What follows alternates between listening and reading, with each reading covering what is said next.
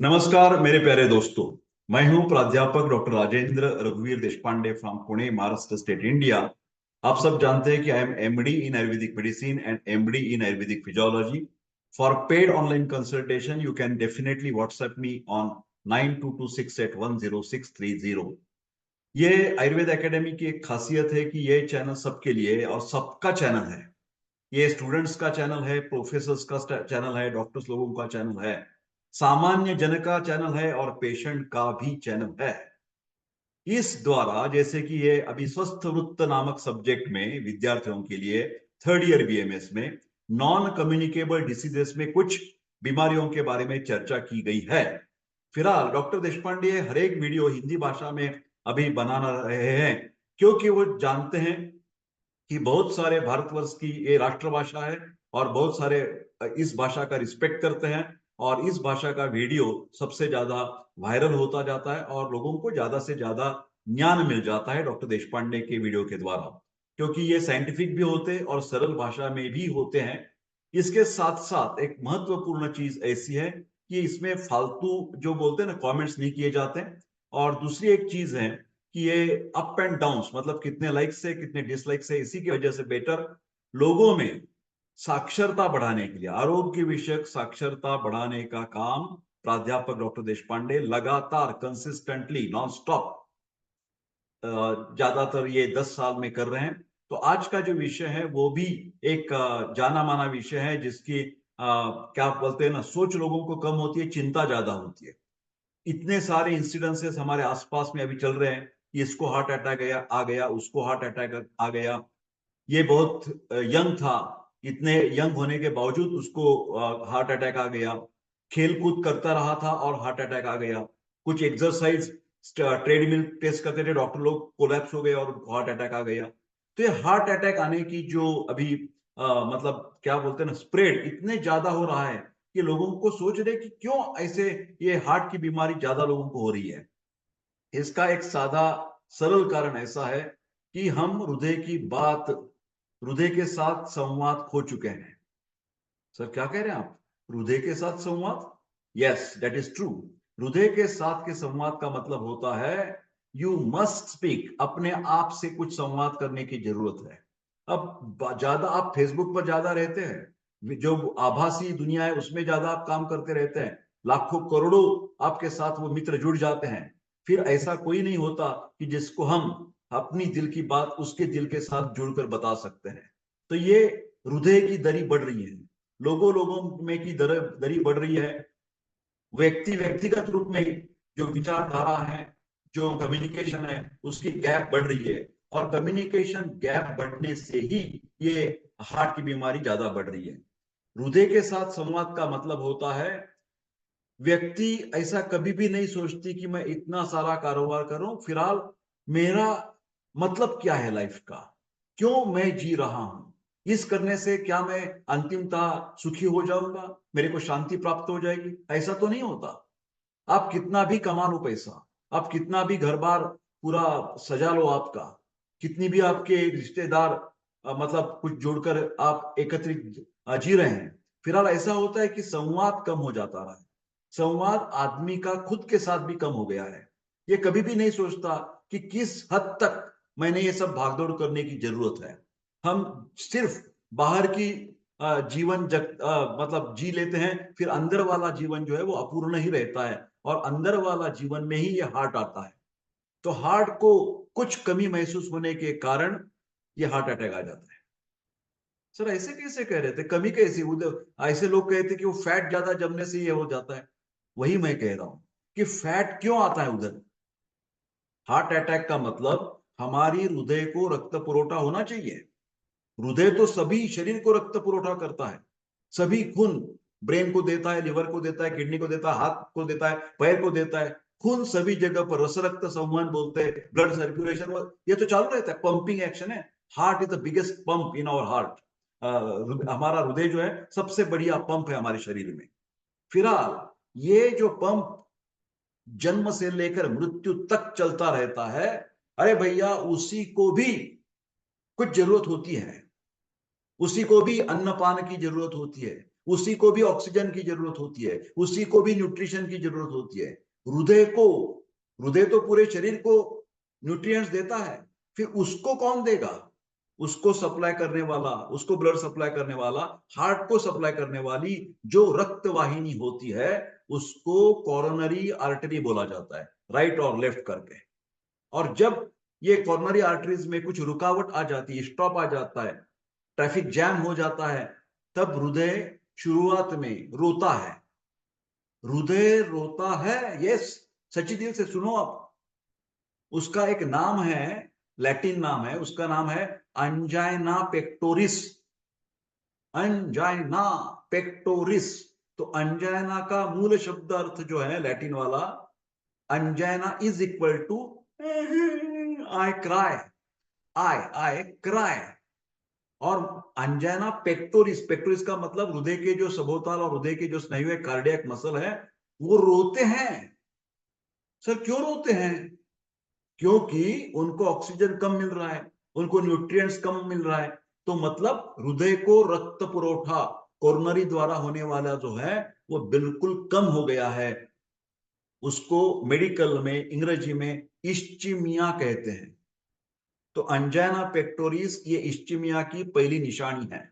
चलते फिरते समय हमें रुकना पड़ता है, सांस फूल जाती हैं, सीने में थोड़ा सा दर्द होने लगता है, हाथ में कभी चुमचुमायन जैसी बधिरता आ जाती है, इधर भी कभी कभी दर्द होने लगता है, पीठ को कभी कभी दर्द होने लगता है। तो इसको रेडिएटिंग पेन बोलते हैं। तो ये पहली वाली निशानी है, हृदय बोलता है, रोता है कि मेरे को कुछ तकलीफ हो रही है, मेरे ऊपर ध्यान दो, कुछ इन्वेस्टिगेशन बना लो, मेरे को ठीक ठाक करने के लिए कुछ उपाय चालू कर दो। ये हम नहीं करते। और जब अनजाइनों को हम दुर्लक्षित करते हैं तो आता है एक दिन हार्ट अटैक। हार्ट अटैक का मतलब होता है इनफार्क्शन। मेरे प्यारे दोस्तों, थोड़ा थोड़ा अंग्रेजी समझने की कोशिश कीजिए। इनस्चीमिया और इनफार्क्शन, ये दोनों शब्द में फर्क है। एमिया का मतलब होता है खून, इस्चीमिया का मतलब खून, ब्लड का सप्लाई कम होना, और इनफार्क्शन का मतलब टोटली 100% ब्लॉक, स्टॉप। तो पूरा का पूरा हृदय का जो हिस्सा है वो मर जाएगा। जो बड़ी वाली रक्तवाहिनी है उसमें कुछ ब्लॉक हो गया, ट्रैफिक जाम हो गया, तो पूरा का पूरा हृदय मेजर हार्ट अटैक आ जाएगा। कभी पतली वाली बारीक बारीक जो सिरा की ब्रांचेस हैं कोरोनरी आर्टरीज की, उसमें कुछ छोटा छोटा ब्लॉक हो गया तो थोड़ा सा हिस्सा मर जाएगा हृदय का, हृदय स्नायु मर जाएंगे, तो उसको बोलते हैं माइनर हार्ट अटैक आ गया।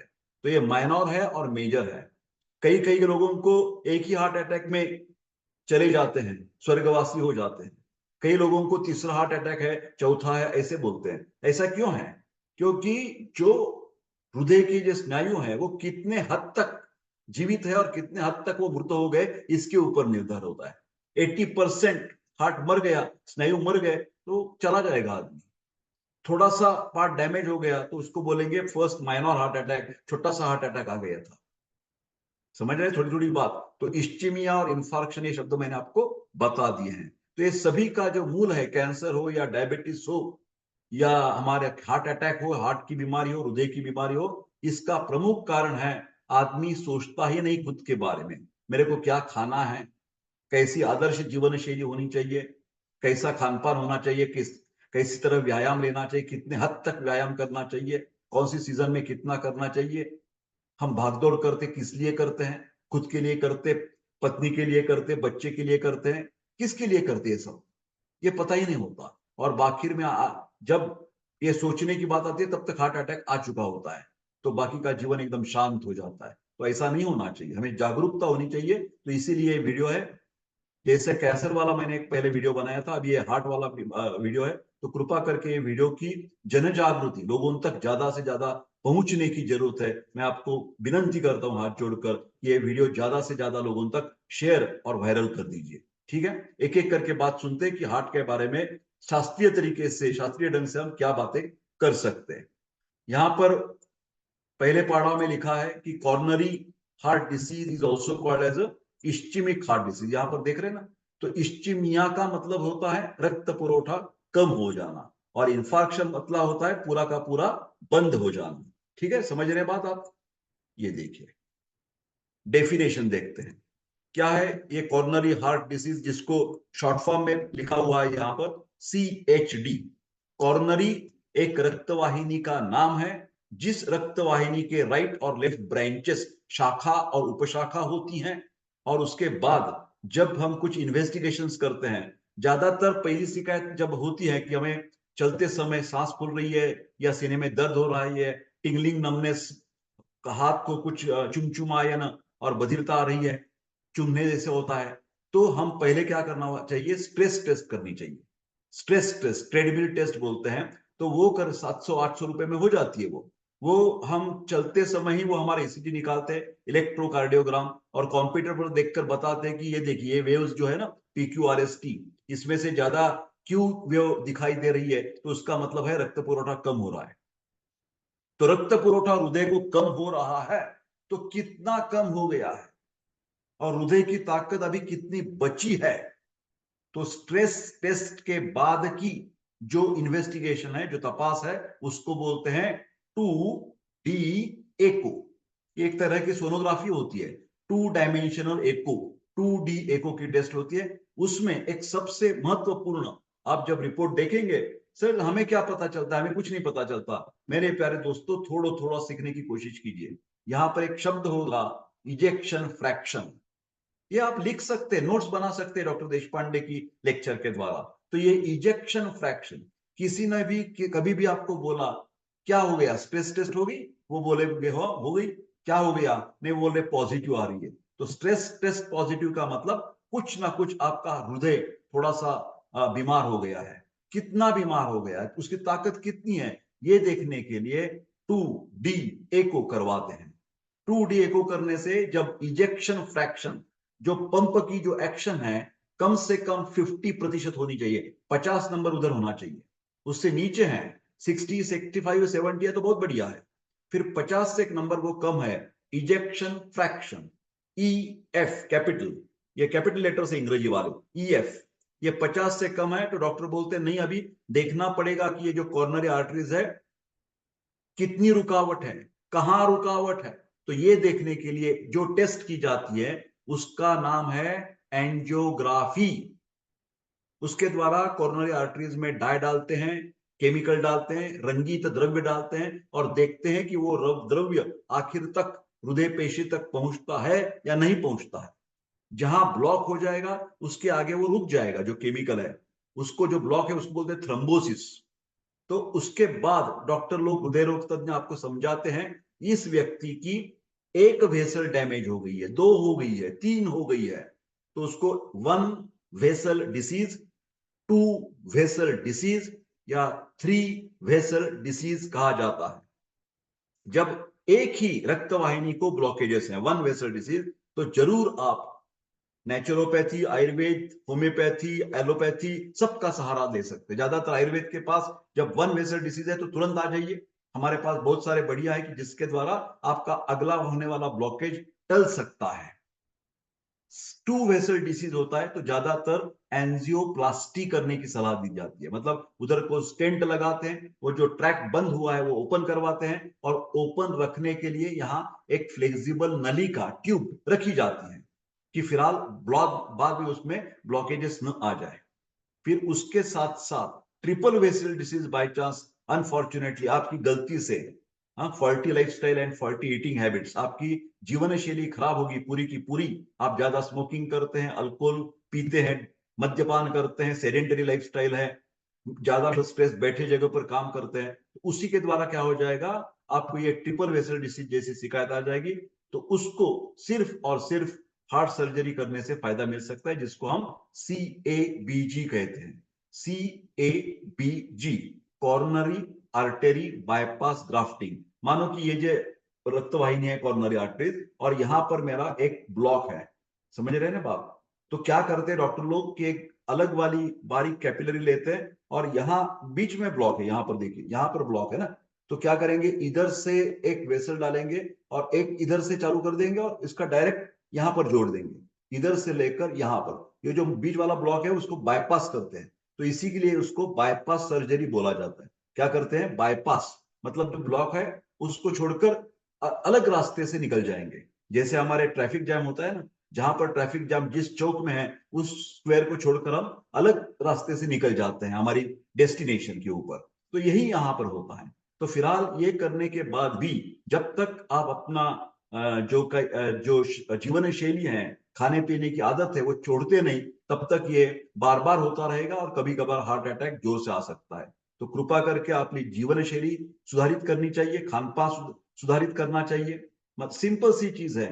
ये जो कोलेस्टेरॉल होता है ना, उसमें दो प्रकार होते हैं, बैड कोलेस्टेरॉल और अच्छा cholesterol.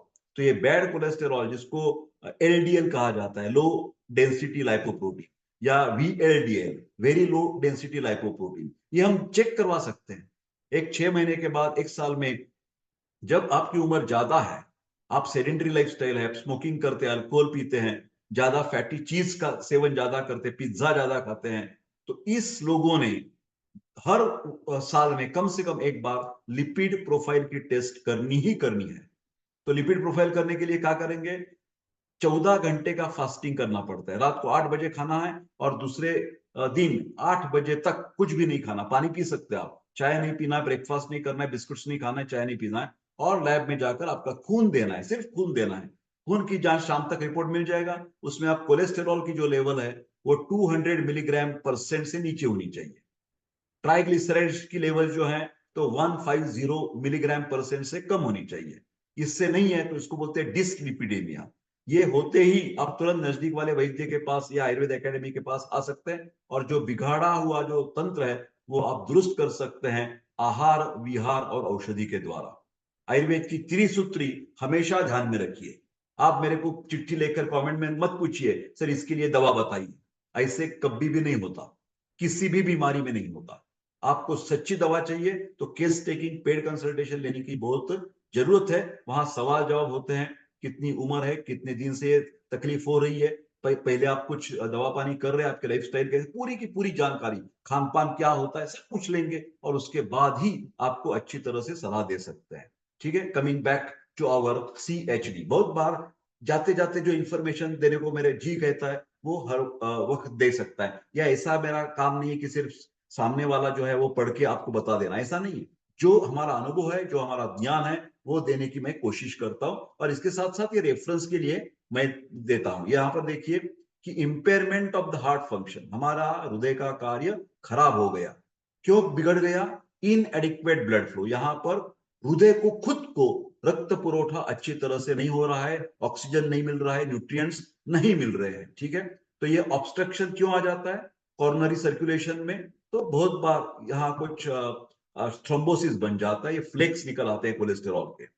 WHO, world health organisation, जागतिक आरोग्य संगठन ऐसी कहती है कि हार्ट की बीमारी अभी पूरी जगत में एक साथी जैसा फैल गया है। तो उसके लिए मॉडर्न एपिडेमिक बोलते हैं उसको। अत्याधुनिक जीवन शैली के कारण ये बीमारी आ गई। ये आ जाती है, कैंसर हो जाता है, डायबिटीज हो जाता है, बीपी हो जाता है। इसका वजह क्या है? Fast food plus fast lifestyle is equal to fast death. Fast food plus fast lifestyle is equal to fast death. भागदौड़ का मतलब शारीरिक नहीं, मानसिक भी। शारीरिक मानसिक दोनों भागदौड़ है। जीवन को शांतता नहीं है, कभी मेडिटेशन नहीं करना है, कभी योगा नहीं करना है, तो क्या हो जाएगा? तो तकलीफ में आ जाओगे आप। ठीक है, तो इसको लिए मॉडर्न एपिडेमिक बोलते हैं। इसके क्या क्या प्रकार होते हैं देखिए। अंजाना पेक्टोरिस, मतलब उसको रक्त पुरवठा कम हो रहा है। कभी कभार हार्ट अटैक, मतलब मायोकार्डियल इंफार्क्शन हो जाता है। इरेगुलरिटीज ऑफ द हार्ट, जो लब डब होती है ना, धक धक धक धक, लब डब लब डब, तो उसमें क्या हो जाता है? इरेगुलर, जिसको बोलते हैं अरिदमिया, उसका रिदम चला जाता है, उसका संतुलन बिगड़ जाता है, और लब डब लब डब डब डब लब, ये सब एक्शन करके बता रहा हूं। ये पूरी की ऑस्कल्टेशन करने के बाद हमें पता चलता है, ECG, इलेक्ट्रोकार्डियोग्राफ, हृदय का जो ग्राफ है कार्य का, वो देखने के बाद भी पता चलता है उसमें PQRST ऐसे वेव्स होते हैं, वो लहर देखकर हम बता सकते हैं। आगे चलते हैं। कभी कभी कार्डियक फेलियर हो जाता है, कभी कभी सडन डेथ, कार्डियक अरेस्ट जिसको बोलते हैं, वो भी हो जाता है। आगे चलते हैं। बर्डन ऑफ द CHD, ये देखिए हमारे पूरे विश्व में इसका, लोगों के ये बीमारियों का सामाजिक जीवन में क्या असर पड़ रहा है। प्रोपोर्शनल मॉर्टेलिटी रेट रेशियो निकालते हैं। लॉस ऑफ लाइफ एक्सपेक्टेंसी, पुराने जमाने में ज्यादा टाइम लोग जीते थे, अभी फटाफट फटाफट मर रहे हैं कार्डियक की वजह से, हृदय की वजह से। सीएचडी इंसिडेंस रेट कैलकुलेट करेंगे स्टैटिस्टिक्स के द्वारा, उसको मेडिकल स्टैटिस्टिक्स कहा जाता है, सांख्यिकी शास्त्र ये। एज स्पेसिफिक डेथ रेट, मतलब 30 साल के उम्र में कितने लोग ये सीएचडी के शिकार हो गए, 40 उम्र के लोग कितने हो गए, 50 उम्र के कितने हो गए। तो अभी ये देखते आए हम, पुराने जमाने में 70 के 60 के आयुमान में ये हार्ट अटैक आती थी, अभी 30 साल के यौवन को भी, मतलब युवा तरुण को भी ये हार्ट अटैक आ जाता है। ठीक है, उसके बाद लॉस ऑफ लाइफ एक्सपेक्टेंसी, ये सब हम देखते हैं। एपिडेमिसिटी, मतलब एपिडेमियोलॉजी का सर्वे किया जाता है लोगों का, और now in the USA the steady decline हो रहा है। पुराने जमाने में ये हार्ट अटैक का प्रमाण ज्यादा था अमेरिका में, अभी धीरे धीरे उसका प्रमाण कम हो रहा है। ये क्यों कम हो रहा है? तो लोगों को अभी पता चल रहा है कि हमारी जो जीवन शैली है उसमें सुधार लाने की जरूरत है। तो ये लाइफस्टाइल की सुधार कर दिया है अमेरिका ने।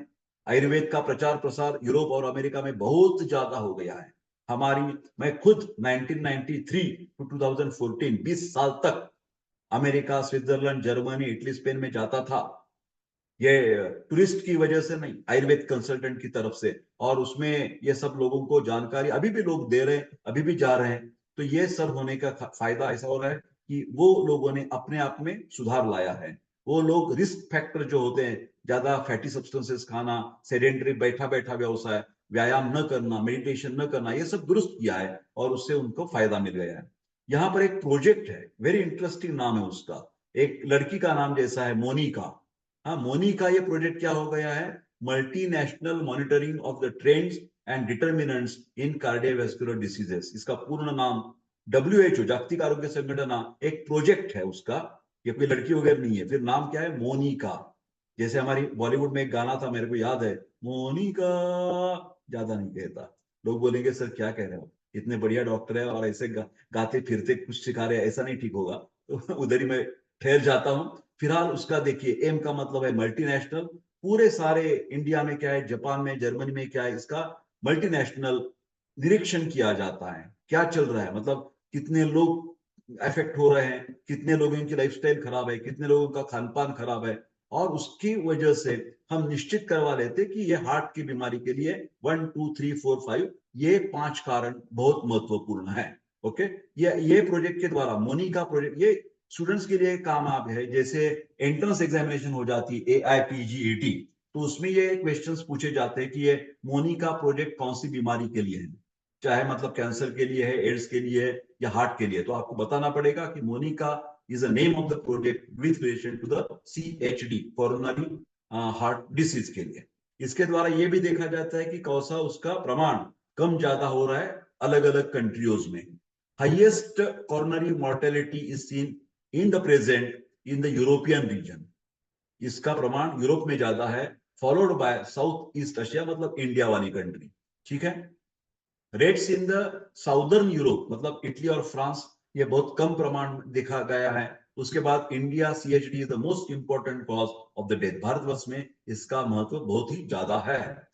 प्रिवेलेंस, मतलब उसका प्रसार प्रचार जो है वो अर्बन भाग में ज्यादा है, is considerably increasing in the last decade.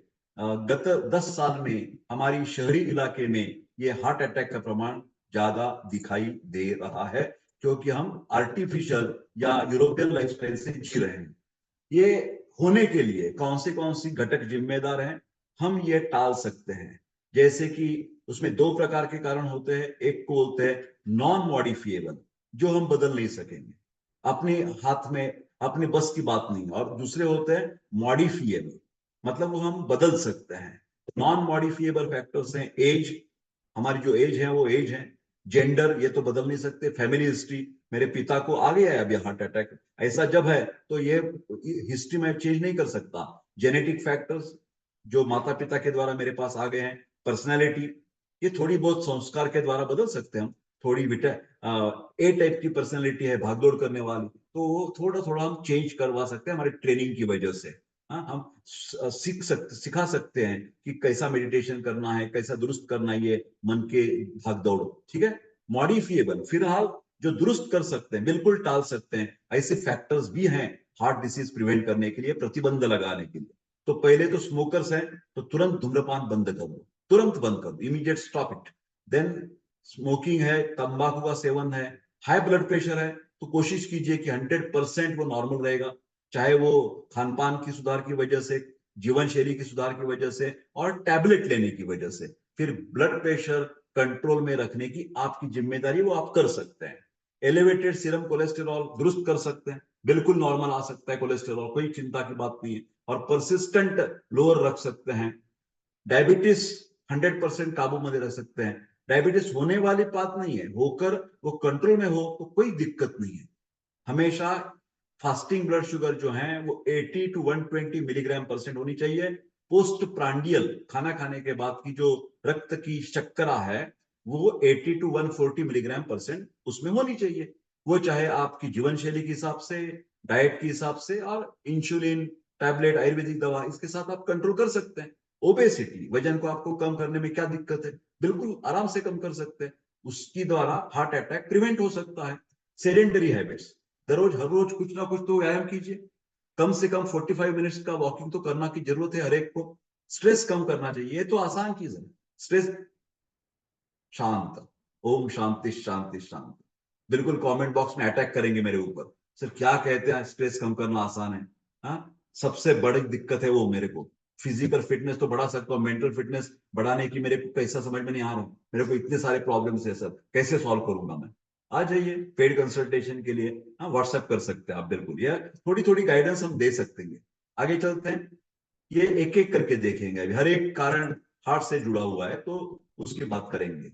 Smoking देखिए, यहां पर देख रहे हैं, एक एक करके देखेंगे। स्मोकिंग में ऐसी क्या है, कार्बन मोनोऑक्साइड होती है, उसके द्वारा हमारी जो रक्त वाहिनी है वो उसमें काठिन्य आ जाता है, और उसके ऊपर कोलेस्टेरॉल का जो डिपॉजिट है वो होने लगता है। कोलेस्टेरॉल जम जाता है, वो धीरे धीरे जो, ये देखिए यहाँ पर ये ओपनिंग है ना, ये ओपनिंग धीरे धीरे कम हो जाएगा, देख रहे हैं ना आप। इसकी जो डायमीटर है ना वो धीरे धीरे बिल्कुल मिट जाएगी, और ये सर्कुलेशन जो है वो निकल नहीं पाएगा। ठीक है, यहाँ दिखाता हूं मैं, ये नॉर्मल, ये देखिए यहाँ पर इतना ल्यूमेन है तो ये ब्लड चल रहा है, देख रहे हैं ना आप। तो धीरे धीरे ये ल्यूमेन कम हो जाएगा, तो प्रेशर आ जाएगा ब्लड के ऊपर, हाइपरटेंशन में। और जोर से दबाया तो ब्लड फ्लो जो है ना वो नहीं चल रहा है, मतलब और जोर से तो मेरा ब्लड नहीं जा रहा है उधर से। तो ये ल्यूमेन की बात है, एथेरोस्क्लेरोसिस प्रॉब्लम, ये इसकी वजह से होता है, वैसोकॉन्स्ट्रिक्शन बोलते हैं। निकोटीन करता है ये काम, ठीक है। एड्रिनर्जिक जो हॉर्मोन्स आते हैं, एपिनेफ्रिन, नॉर एपिनेफ्रिन, एड्रिनलिन, उसकी वजह से हमारा बीपी शूट हो जाएगा। हाइपरटेंशन से क्या हो जाएगा, अगेन रक्त वाहिनी में ये रफनेस आ जाएगा, और उसके ऊपर कोलेस्टेरॉल का डिपॉजिट हो जाएगा। कोलेस्टेरॉल में ये देखिए दो प्रकार होते हैं। एक लो डेंसिटी लाइपोप्रोटीन, एलडीएल, बहुत गंदा चीज है। उसके साथ ये वीएलडीएल भी होता है, वेरी लो डेंसिटी लाइपोप्रोटीन, ये भी गलत है। फिर एचडीएल जो है ना वो अच्छा वाला कोलेस्टेरॉल है, ठीक है। आगे चलते हैं। डायबिटीज से क्या हो जाता है कि डायबिटीज जब आपका कंट्रोल में नहीं है, देखिए कंट्रोल में होने की जरूरत है, ऐसा नहीं कि हर एक डायबिटीज में प्रॉब्लम है।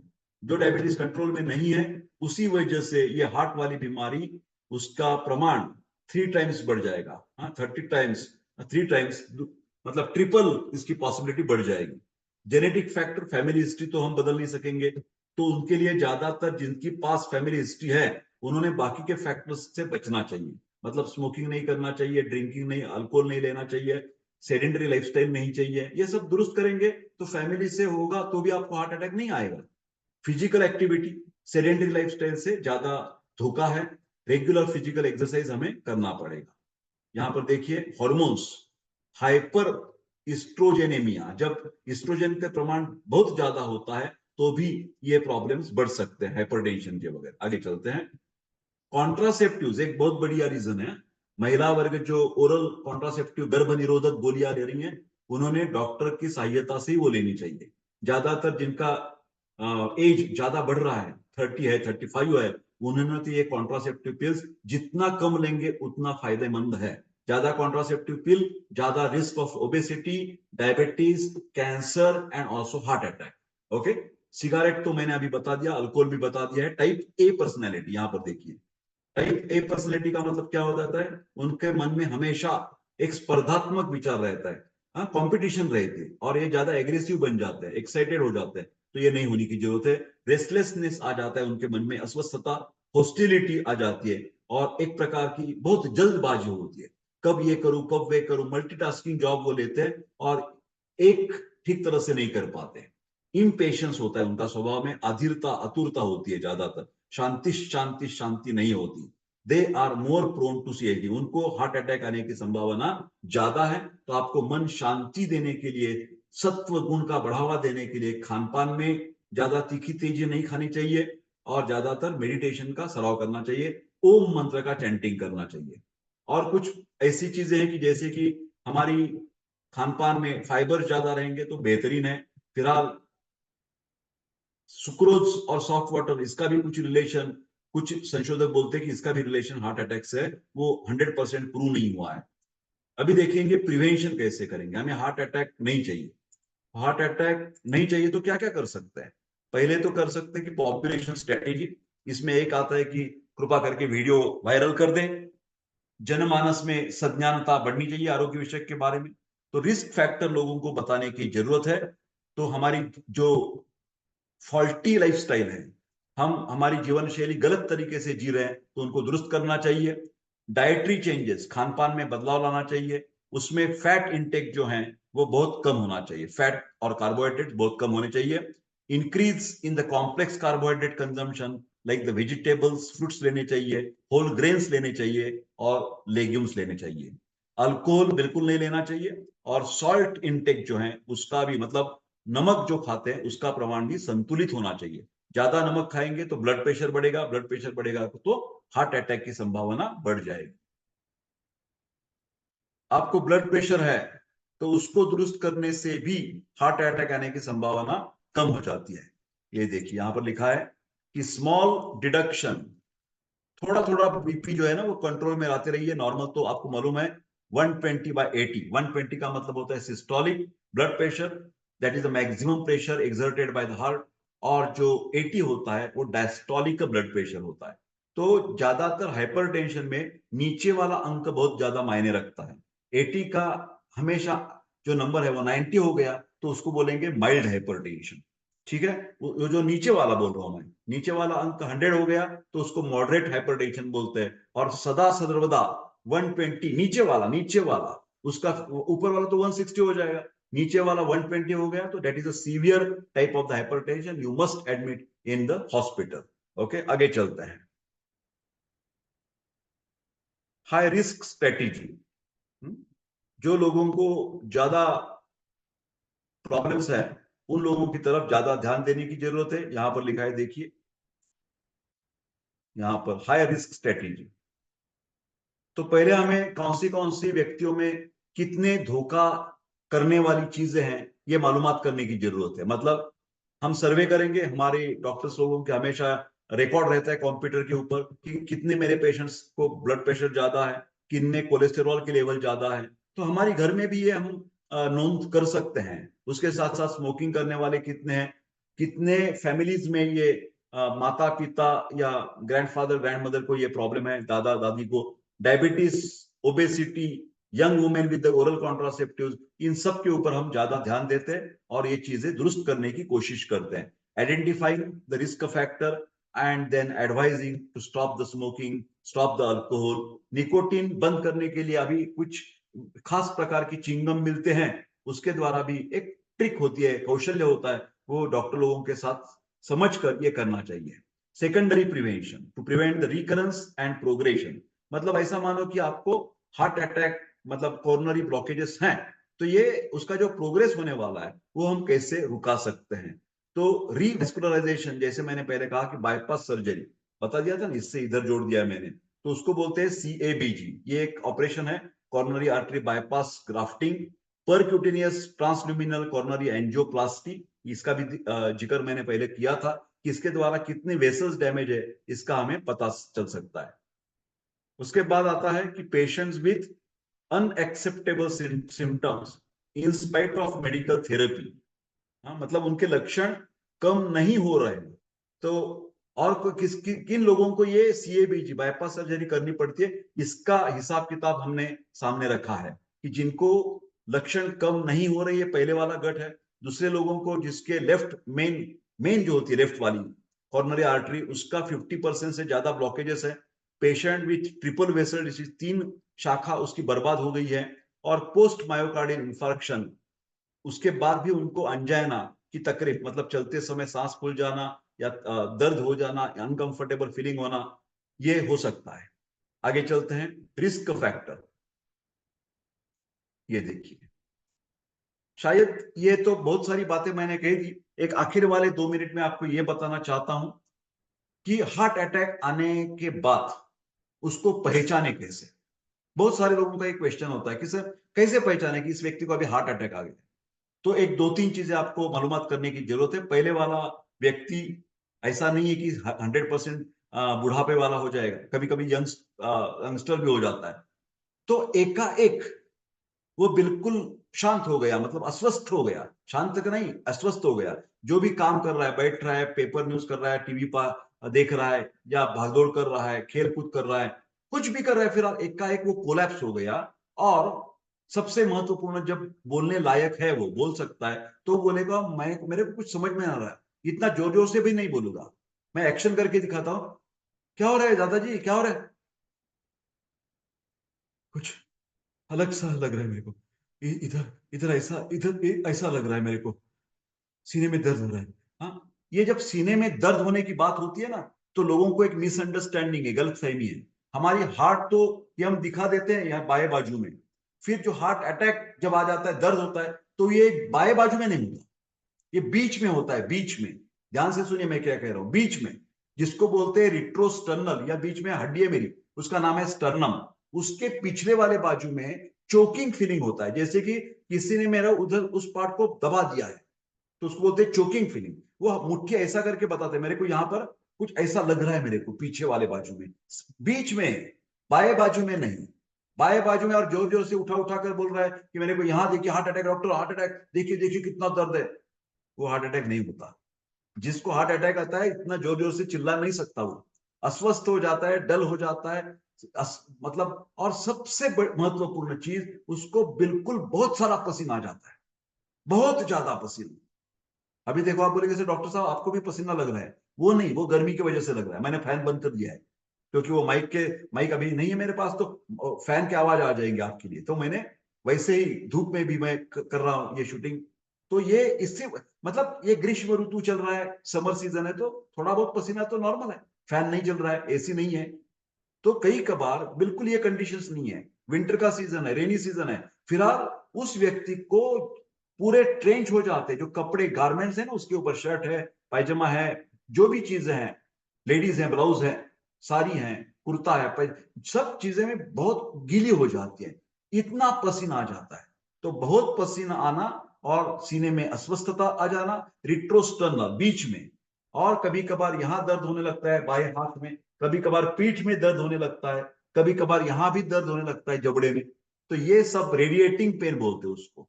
तो दर्द होना, अस्वस्थता आना और पसीना आना, इन 3 लक्षणों के द्वारा आप समझ जाएंगे इसको हार्ट अटैक आ गया है। पहले 4 घंटे, हार्ट अटैक आने के बाद पहले 4 घंटे बहुत ही इंपॉर्टेंट होते, उसको गोल्डन आवर कहते हैं। और उन गोल्डन आवर्स में तुरंत आपको 108 कॉल करके एम्बुलेंस लेके हॉस्पिटल में पहुंचना है, क्योंकि जो कॉर्नरी आर्टरी में जो ब्लॉकेज आ गया है, थ्रोम्बोसिस, उसको पिघलाने के लिए, उसको, मतलब थ्रोम्बोलाइसिस करने के लिए, वो थ्रोम्बोस ब्रेक करने के लिए, गुठली को निकाल देने के लिए, हॉस्पिटल में सिरे के द्वारा, सलाइन के द्वारा एक इंजेक्शन दिया जाता है, उसका नाम है स्ट्रेप्टोकाइनेज या यूरोकाइनेज, कौन से भी नाम से दिया जाता है। ये इंजेक्शन देने से उसका हार्ट अटैक बंद हो सकता है। जो हृदय के पेशी मरने वाले थे, आदमी मरने वाले था, वो बच सकता है।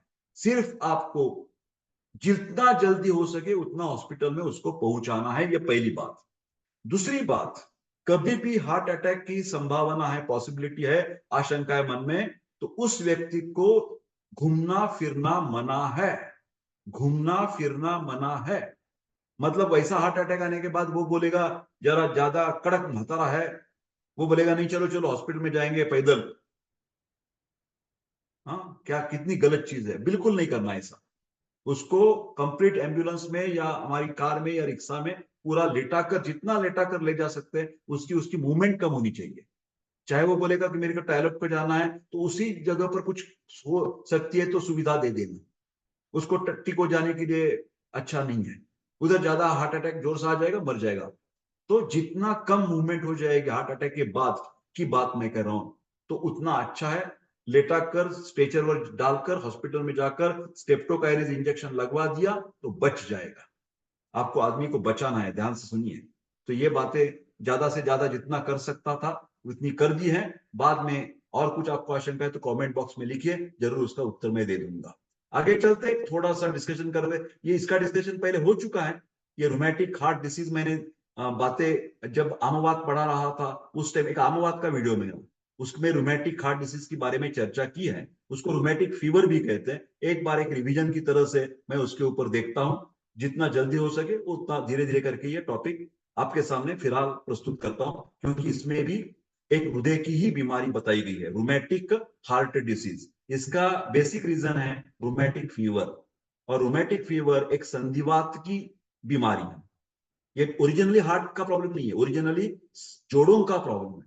जो हड्डियां होती हैं उसके जो जोड़ होते हैं, मतलब ये एल्बो जॉइंट है, शोल्डर ये वाला है, ये घुटने वाला जॉइंट होता है, पेल्विक वाला जॉइंट होता है, पूरे शरीर के जो अस्थि संधि है, बोनी जॉइंट्स है, उसको जब इन्फ्लेमेशन आ जाता है, आर्थरालजिया होता है, आर्थराइटिस होता है, तो ये आर्थराइटिस वाली बीमारी है। और एक उसका दुष्परिणाम, जो गलत परिणाम हो जाता है हार्ट के ऊपर, उसको बोलते हैं रोमैटिक हार्ट डिसीज। पहला वो रोमैटिक फीवर है, संधिवात है, जोड़ों का दर्द है और तेज बुखार है, नहीं तो नॉर्मल बुखार है। ये देखिए rheumatic fever and rheumatic heart disease बहुत ज्यादा एक दूसरे के साथ मिले हुए हैं।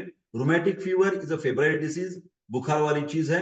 उसमें क्या हो जाता है कि connective tissue of the heart and joints दोनों अफेक्ट हो जाते हैं, जॉइंट भी अफेक्ट हो जाते हैं और हृदय भी अफेक्ट हो जाता है। Initiated due to the infection, एक तरह का वो इन्फेक्शन है जिसको बोलते हैं ए बीटा हिमोलाइटिक स्ट्रेप्टोकोकाई। ये वो जंतु का, ऑर्गेनिजम्स का नाम है, बैक्टीरिया का नाम है स्ट्रेप्टोकोकाई। हाँ, ये जो है वो कम्युनिकेबल नहीं, मतलब एक दूसरे से नहीं होता है। हाँ, बट उसका जो ओरिजिन है, जब शुरुआत होती है तो वो गले की सूजन से होती है, मतलब फायरिंजाइटिस। वो बच्चे को, ज्यादातर ये बीमारी आगे चलकर देखेंगे बच्चे में देखे जाते हैं, 5 to 15 जो 5 साल से लेकर 15 साल तक का बच्चा है, उसको पहले गले की इंफेक्शन हो जाती है, और वो गले की इंफेक्शन एक दूसरे को होती है। फिर आगे चलकर जब संधिवात हो जाएगा, रोमैटिक फीवर, वो एक दूसरे को नहीं होता। पहली वाली शुरुआत गले की सूजन, फायरिंजाइटिस, लैरिंजाइटिस, ये स्टेप्टोकोकल फायरिंजाइटिस बोलते हैं। RF and RHD is a problem in all parts of the world, but खास करके ये डेवलपिंग कंट्रीज में ज्यादा पाया जाता है।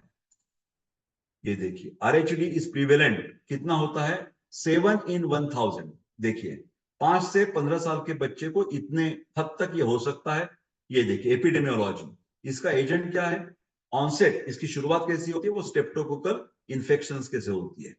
ये देखिए होस्ट कौन है, इसकी बीमारी किसको होती है, तो पहले तो बच्चा 5 से 15 साल तक का बच्चे को ज्यादा पॉसिबिलिटी है, ऐसा नहीं कि किसी को और 17 साल को नहीं होगा या 18 साल को नहीं होगा, ऐसा नहीं है।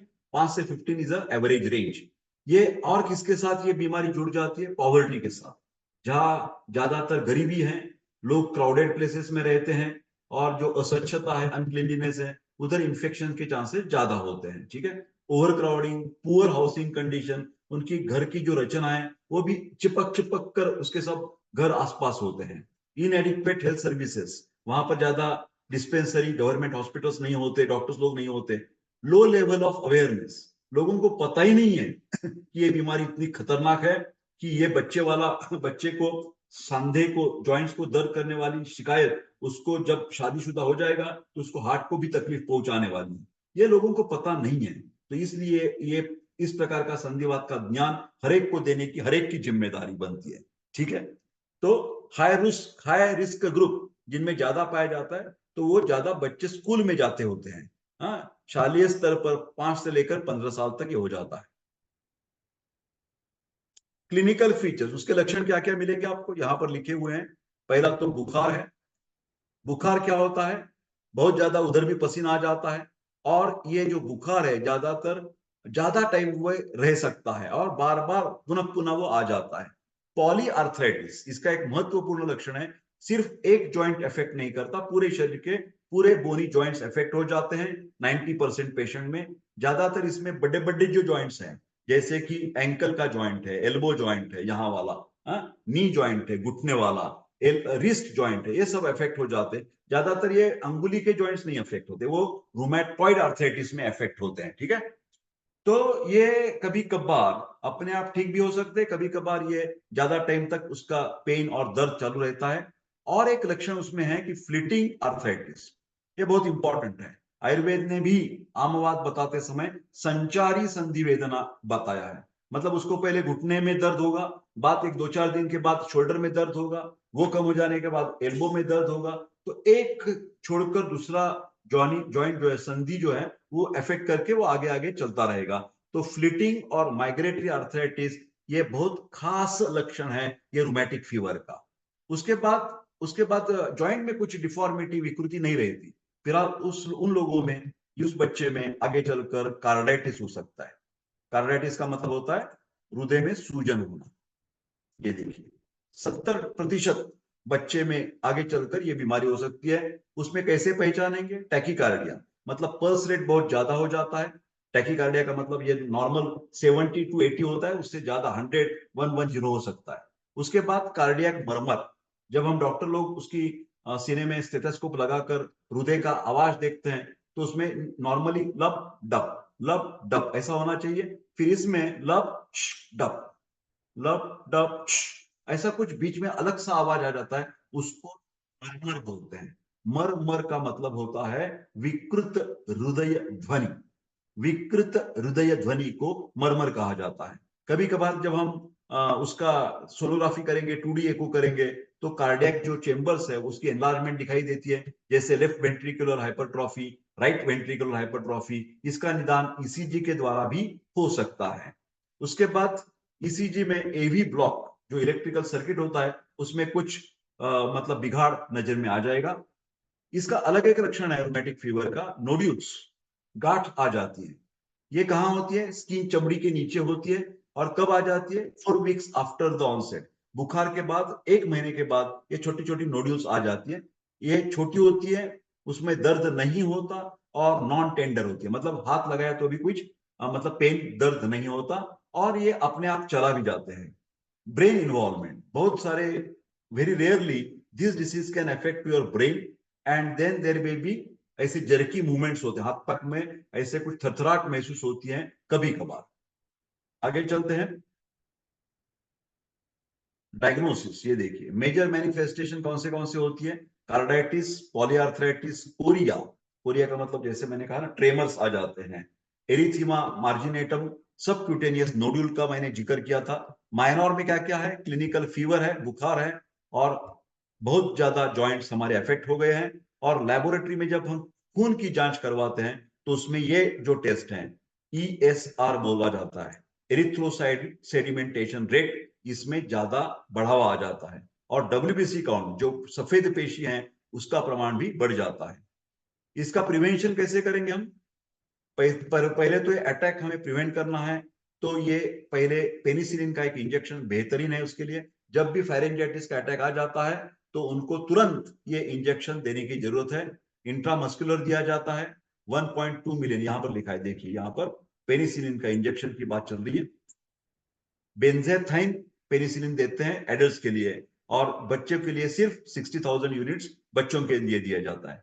आगे चलते हैं, सेकेंडरी प्रिवेंशन, मतलब इसका मतलब ऐसा होता है कि ये जो बार बार बुखार आने की संभावना है, या जॉइंट्स या हृदय के ऊपर असर होने की संभावना है, वो निकाल देने के लिए इस रूमेटिक फीवर के जो पेशेंट्स है, उनको हमें ये पेनिसिलिन का इंजेक्शन जो है वो और कुछ हद तक देना चाहिए। मतलब ये 1 इंट्रामस्कुलर इंजेक्शन जो है 1 million with the above set dose eight intervals of 3 weeks, 3 हफ्ते के बाद ये रिपीट करना चाहिए। और ये कब तक रिपीट करना चाहिए? 5 साल तक ये रिपीट करना है।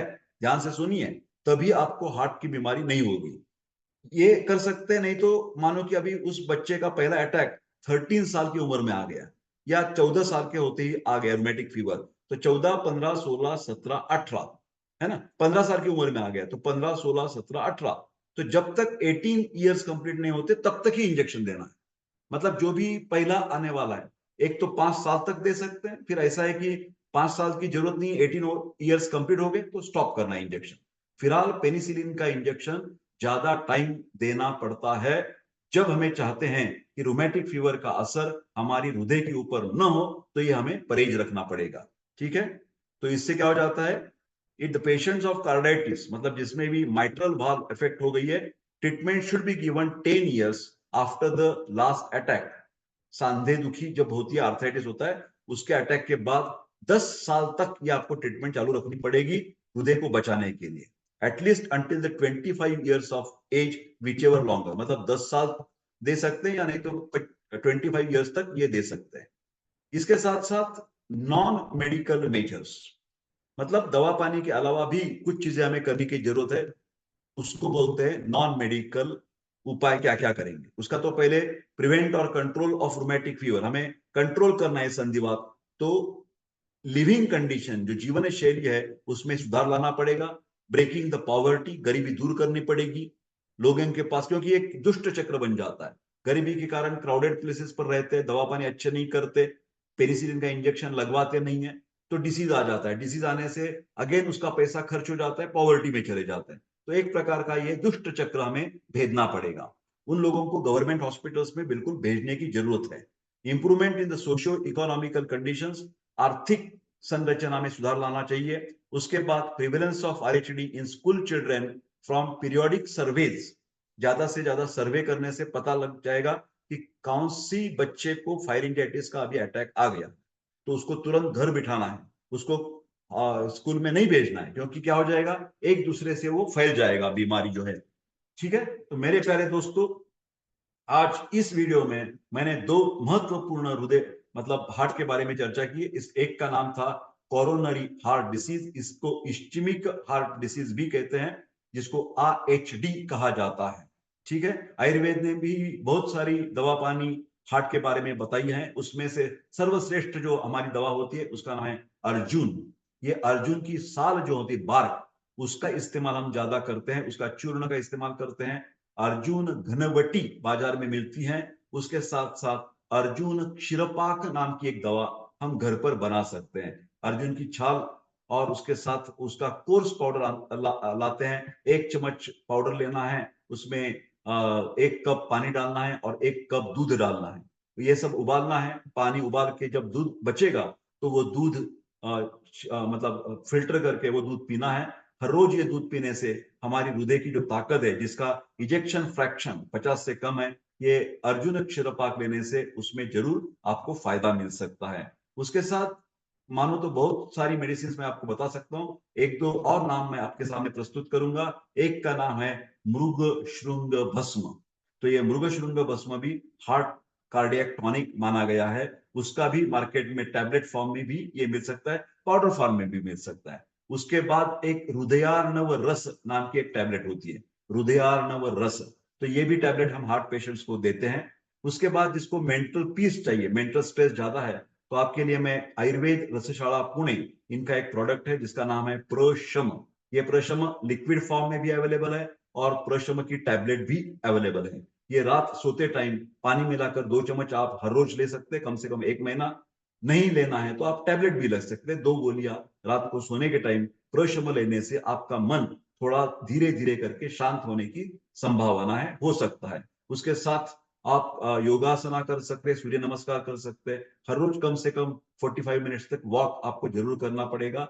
फैटी सब्सटेंसेस जो है, ज्यादा फैट होने वाले चीज बनाकर किए हुए सब्सटेंसेस, पिज्जा वगैरह जो है, स्वीट सब्सटेंसेस, ज्यादा आपका वजन ज्यादा है तो आपको स्वीट्स बिल्कुल नहीं खानी है, कार्बोहाइड्रेट्स का प्रमाण बिल्कुल कम रखना है।